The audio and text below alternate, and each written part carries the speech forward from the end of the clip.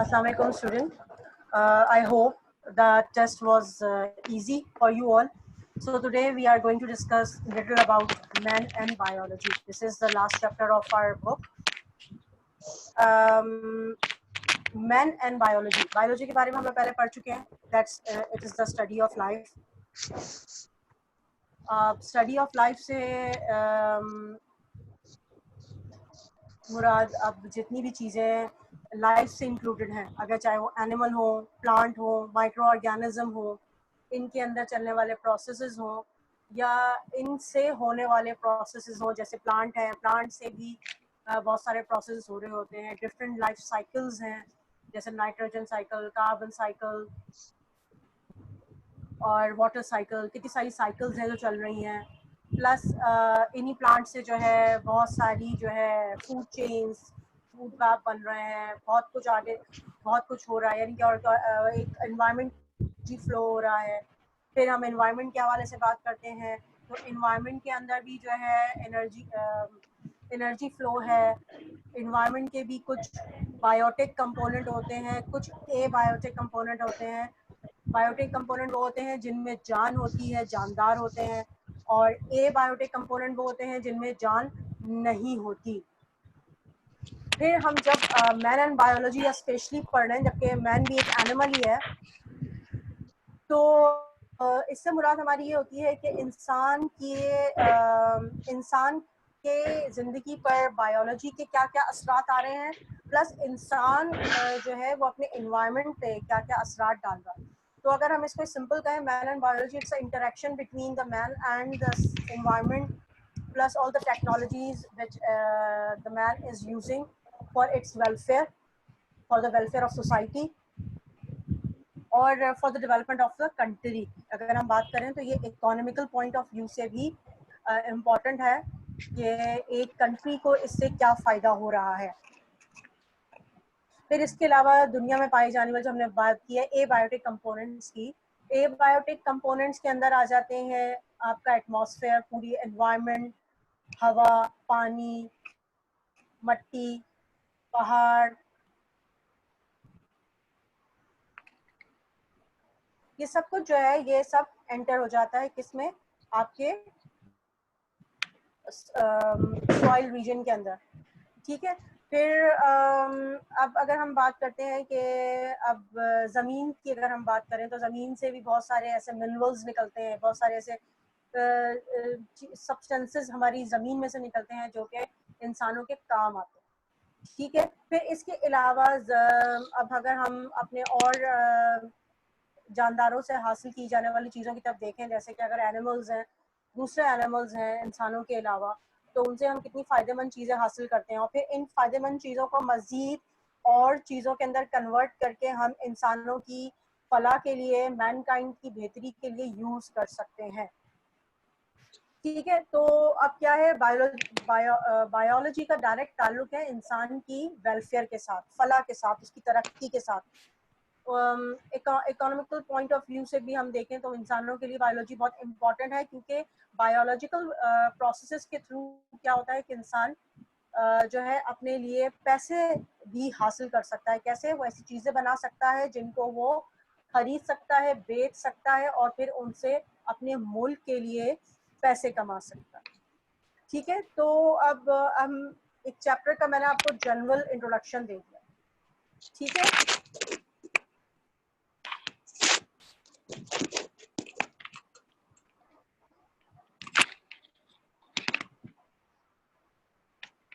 फिर हम आज बात करेंगे बायोटेक्नोलॉजी की. पहले इसकी डेफिनेशन देख लेते हैं. The science of using biological processes for industrial and other purposes, specially using genetic manipulation. Biotechnology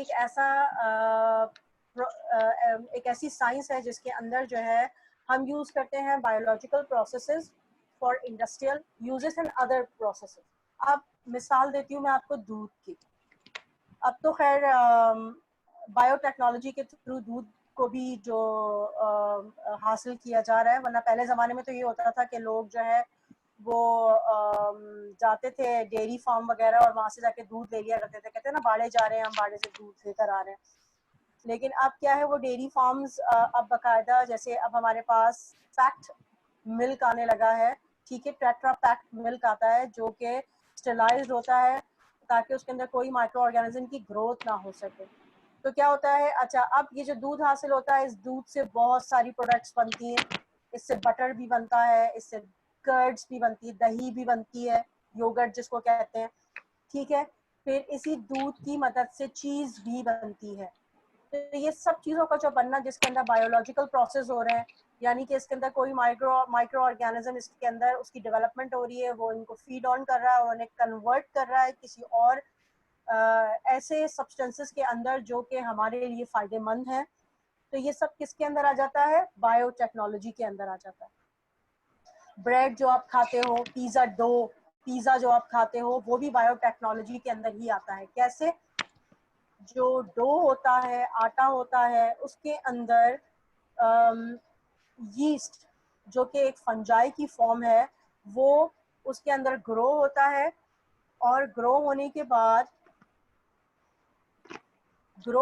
बाद वो उसमें मौजूद, उस आटे के अंदर मौजूद शुगर के ऊपर फीड ऑन करता है, एनएरोबिक रेस्पिरेशन होती है, जिसके रिजल्ट में कार्बन डाइऑक्साइड बनती है।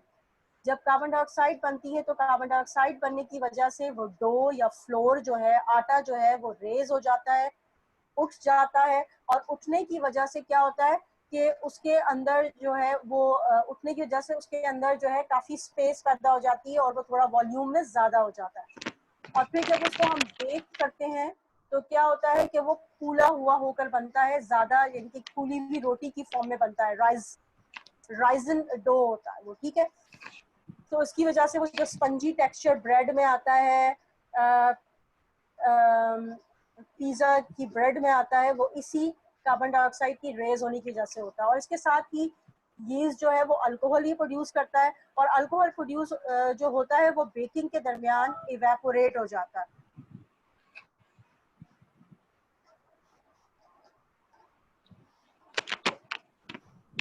ओके, फिर क्या होता है कि तो ये बायोटेक्नोलॉजी, ब्रेड मेकिंग,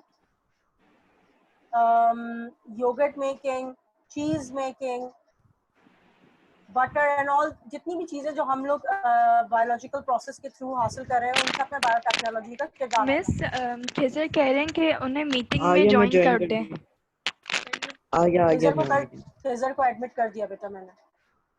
मिस वो आपने अभी थोड़ा पढ़ाया है, मेरे नेट का प्रॉब्लम आ गया था, मैं आप वापसी रिपीट कर देंगे? कोई मसला नहीं बेटा, कोई मसला नहीं। हमारे जो ये वीडियो लेक्चर्स जो हैं, मैं इनके लिंक्स क्लास वाइज हमारा जो यूनिवर्सिटी का पोर्टल है, मैं उस पर डालती जा रही हूँ। आप अपने क्लास वाइज लेक्चर्स जो हैं, वीडियो लेक्चर्स, उनको बड़े आसानी से अब आपके मतलब वन टच रीचेबल हो गए हैं आप, कि आप उन लिंक्स को कॉपी पेस्ट करेंगे यूट्यूब पे तो आप डायरेक्ट इस लेक्चर पे पहुंच जाएंगे, ठीक है।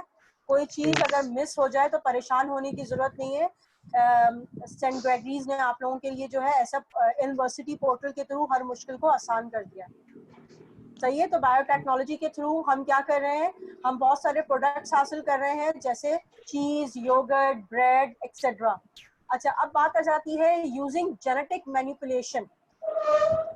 अब क्या होता है, कुछ ऐसे माइक्रो ऑर्गेनिज्म जिनको एज अ वेक्टर यूज किया जाता है, और उनके अंदर जेनेटिक मटेरियल के अंदर कुछ ऐसी तब्दीलियां की जाती हैं कि वो हम इंसानों के लिए फायदेमंद चीजें प्रोड्यूस करने लगते हैं, जैसे कि एंटीबायोटिक दवाएं, ठीक है। तो ये जेनेटिक इंजीनियरिंग के अंदर आ जाता है एंटीबायोटिक की पैदावार, प्लस ह्यूमन इंसुलिन, इंसानों के जिस्म में पाई जाने वाली इंसुलिन। आपने सुना होगा ना, जिनको डायबिटीज होता है तो वो लोग जो है इंसुलिन के इंजेक्शंस लगाते हैं। तो वो क्या होता है, वो भी बैक्टीरिया के थ्रू बनाए जाते हैं। और कैसे, थ्रू जेनेटिक इंजीनियरिंग। तो genetic engineering is a science that deals with the deliberate modification of an organism by manipulating the genetic material and its use through biotechnology for welfare of mankind। यानी कि क्या होता है कि उसके genetic material में थोड़ी तब्दीली की जाती है। क्या होता है, इंसान का जेनेटिक मटेरियल एंजाइम के थ्रू कट करके उस ऑर्गेनिज्म, माइक्रो ऑर्गेनिज्म के जिस्म में दाखिल किया जाता है, उसके प्लाज्मिड के अंदर उसको जो है अटैच कर दिया जाता है, और अटैच करने के बाद उस ऑर्गेनिज्म को माइटोटिकली जो है रिप्रोड्यूस होने का मौका दिया जाता है। जब वो